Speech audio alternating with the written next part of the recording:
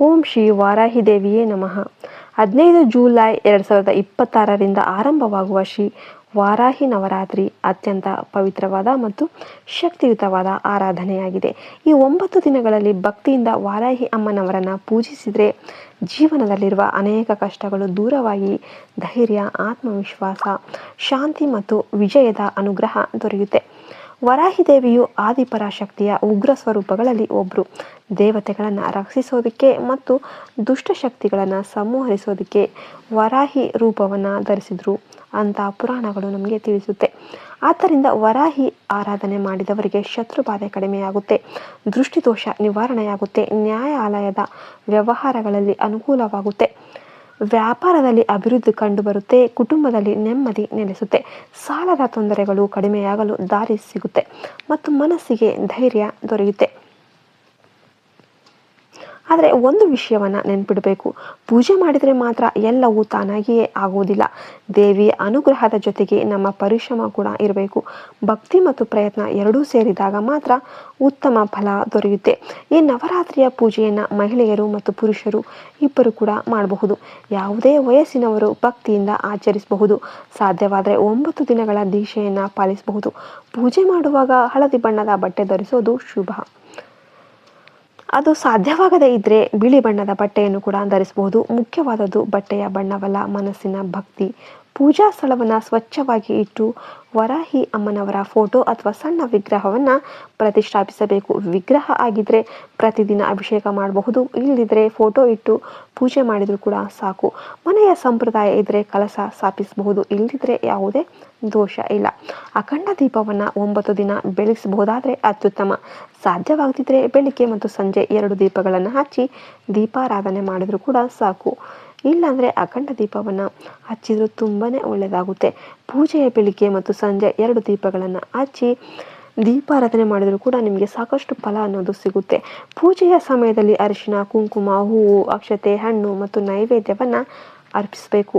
ಪ್ರತಿದಿನ ವರಾಹಿ ಗಾಯತ್ರಿ ಮಂತ್ರ, ವರಾಹಿ ಅಷ್ಟೋತ್ತರ ಅಥವಾ ನಾಮಾವಳಿಯನ್ನು ಜಪಿಸೋದು ಅತ್ಯಂತ ಶುಭಕರವಾಗಿರುತ್ತೆ. ಪೂಜೆಯ ದಿನಗಳಲ್ಲಿ ಮಾಂಸಾಹಾರ, ಮದ್ಯಪಾನ ಮತ್ತು ಯಾವುದೇ ತಾಮಸಿಕ ಆಹಾರವನ್ನು ಸಂಪೂರ್ಣವಾಗಿ ತ್ಯಜಿಸಬೇಕು. ದಿನಕ್ಕೆ 1 ಬಾರಿ ಮಾತ್ರ ಸಾತ್ವಿಕ ಆಹಾರ ಸೇವಿಸೋದು ಉತ್ತಮವಾಗಿರುತ್ತೆ. ಬೆಳಿಗ್ಗೆ ಹಾಲು, ಹಣ್ಣು ಅಥವಾ ಜ್ಯೂಸ್ ಸೇವಿಸಬಹುದು. ಸಂಜೆ ಕೂಡ ಹಾಲು ಅಥವಾ ಹಣ್ಣುಗಳನ್ನು ಸೇವಿಸಬಹುದು. ಆರೋಗ್ಯದ ಕಾರಣದಿಂದ ಉಪವಾಸ ಆಗದೇ ಇದ್ದರೆ ಸಾತ್ವಿಕ ಆಹಾರವನ್ನು ಮಿತವಾಗಿ ಸೇವಿಸಬಹುದು. ಉಪವಾಸದ ನಿಜವಾದ ಅರ್ಥ ಹಸಿವಿನಿಂದ ಇರೋದು ಅಲ್ಲ, ಮನಸ್ಸನ್ನು ದೇವಿಯ ಧ್ಯಾನದಲ್ಲಿ ನೆಲೆಗೊಳಿಸೋದು ಅಂತ ಅರ್ಥ.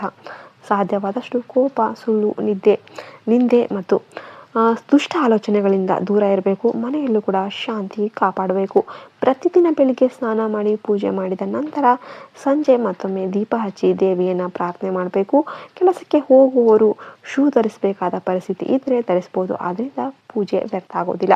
ಮುಖ್ಯವಾದದ್ದು ಭಕ್ತಿ ಮತ್ತು ಶುದ್ಧ ಮನಸ್ಸು. ಈ 9 ದಿನಗಳಲ್ಲಿ ಸಾಧ್ಯವಾದಷ್ಟು ದೇವಿಯ ನಾಮಸ್ಮರಣೆ ಮಾಡಬೇಕು.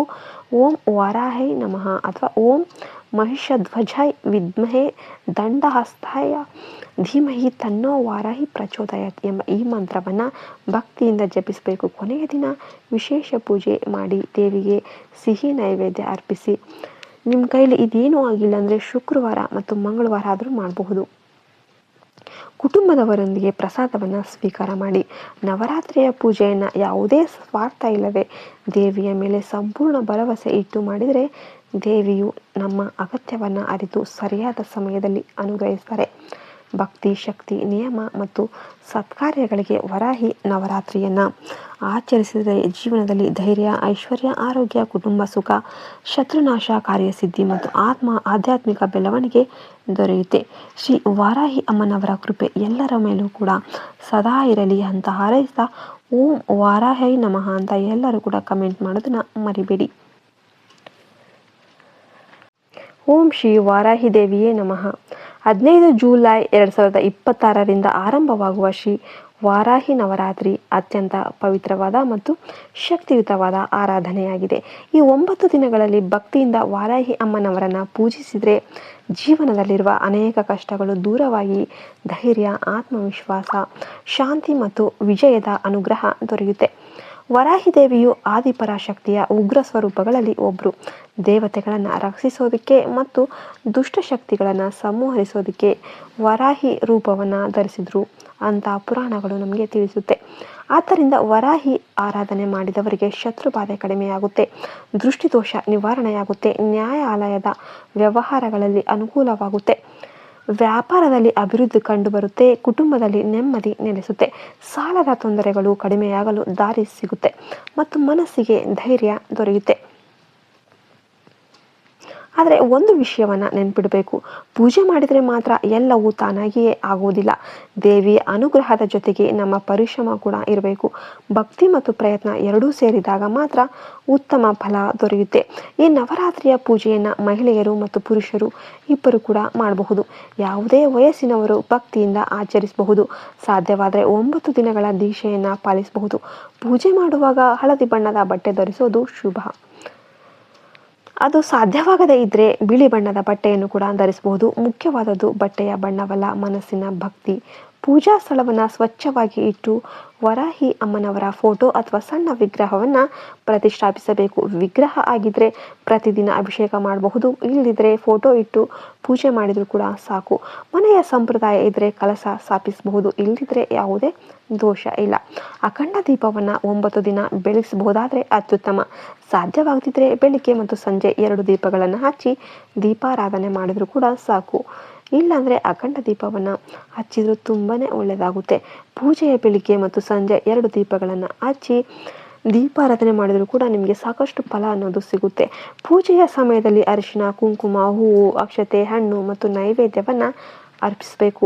ಪ್ರತಿದಿನ ವರಾಹಿ ಗಾಯತ್ರಿ ಮಂತ್ರ, ವರಾಹಿ ಅಷ್ಟೋತ್ತರ ಅಥವಾ ನಾಮಾವಳಿಯನ್ನು ಜಪಿಸೋದು ಅತ್ಯಂತ ಶುಭಕರವಾಗಿರುತ್ತೆ. ಪೂಜೆಯ ದಿನಗಳಲ್ಲಿ ಮಾಂಸಾಹಾರ, ಮದ್ಯಪಾನ ಮತ್ತು ಯಾವುದೇ ತಾಮಸಿಕ ಆಹಾರವನ್ನು ಸಂಪೂರ್ಣವಾಗಿ ತ್ಯಜಿಸಬೇಕು. ದಿನಕ್ಕೆ 1 ಬಾರಿ ಮಾತ್ರ ಸಾತ್ವಿಕ ಆಹಾರ ಸೇವಿಸೋದು ಉತ್ತಮವಾಗಿರುತ್ತೆ.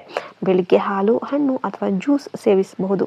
ಸಂಜೆ ಕೂಡ ಹಾಲು ಅಥವಾ ಹಣ್ಣುಗಳನ್ನು ಸೇವಿಸಬಹುದು. ಆರೋಗ್ಯದ ಕಾರಣದಿಂದ ಉಪವಾಸ ಆಗದೇ ಇದ್ದರೆ ಸಾತ್ವಿಕ ಆಹಾರವನ್ನು ಮಿತವಾಗಿ ಸೇವಿಸಬಹುದು. ಉಪವಾಸದ ನಿಜವಾದ ಅರ್ಥ ಹಸಿವಿನಿಂದ ಇರೋದು ಅಲ್ಲ, ಮನಸ್ಸನ್ನು ದೇವಿಯ ಧ್ಯಾನದಲ್ಲಿ ನೆಲೆಗೊಳಿಸೋದು ಅಂತ ಅರ್ಥ. ಸಾಧ್ಯವಾದಷ್ಟು ಕೋಪ, ಸುಳ್ಳು, ನಿಂದೆ ಮತ್ತು ದುಷ್ಟ ಆಲೋಚನೆಗಳಿಂದ ದೂರ ಇರಬೇಕು. ಮನೆಯಲ್ಲೂ ಕೂಡ ಶಾಂತಿ ಕಾಪಾಡಬೇಕು.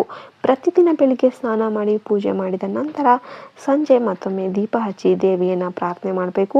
ಕೆಲಸಕ್ಕೆ ಹೋಗುವವರು ಶೂ ಧರಿಸಬೇಕಾದ ಪರಿಸ್ಥಿತಿ ಇದ್ದರೆ ಧರಿಸ್ಬೋದು, ಆದ್ದರಿಂದ ಪೂಜೆ ವ್ಯರ್ಥ ಆಗೋದಿಲ್ಲ.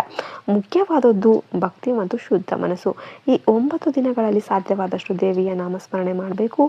ಓಂ ವಾರಾಹೈ ನಮಃ ಅಥವಾ ಓಂ ಮಹಿಷಧ್ವಜಾಯ ವಿದ್ಮಹೇ ದಂಡಹಸ್ತಾಯ ಧೀಮಹಿ ತನ್ನೋ ವಾರಾಹಿ ಪ್ರಚೋದಯಾತ್ ಎಂಬ ಈ ಮಂತ್ರವನ್ನು ಭಕ್ತಿಯಿಂದ ಜಪಿಸಬೇಕು. ಕೊನೆಯ ದಿನ ವಿಶೇಷ ಪೂಜೆ ಮಾಡಿ ದೇವಿಗೆ ಸಿಹಿ ನೈವೇದ್ಯ ಅರ್ಪಿಸಿ. ನಿಮ್ಮ ಕೈಲಿ ಇದೇನೂ ಆಗಿಲ್ಲ ಅಂದರೆ ಶುಕ್ರವಾರ ಮತ್ತು ಮಂಗಳವಾರ ಆದರೂ ಮಾಡಬಹುದು. ಕುಟುಂಬದವರೊಂದಿಗೆ ಪ್ರಸಾದವನ್ನು ಸ್ವೀಕಾರ ಮಾಡಿ. ನವರಾತ್ರಿಯ ಪೂಜೆಯನ್ನು ಯಾವುದೇ ಸ್ವಾರ್ಥ ಇಲ್ಲದೆ ದೇವಿಯ ಮೇಲೆ ಸಂಪೂರ್ಣ ಭರವಸೆ ಇಟ್ಟು ಮಾಡಿದರೆ ದೇವಿಯು ನಮ್ಮ ಅಗತ್ಯವನ್ನು ಅರಿತು ಸರಿಯಾದ ಸಮಯದಲ್ಲಿ ಅನುಗ್ರಹಿಸ್ತಾರೆ. ಭಕ್ತಿ, ಶಕ್ತಿ, ನಿಯಮ ಮತ್ತು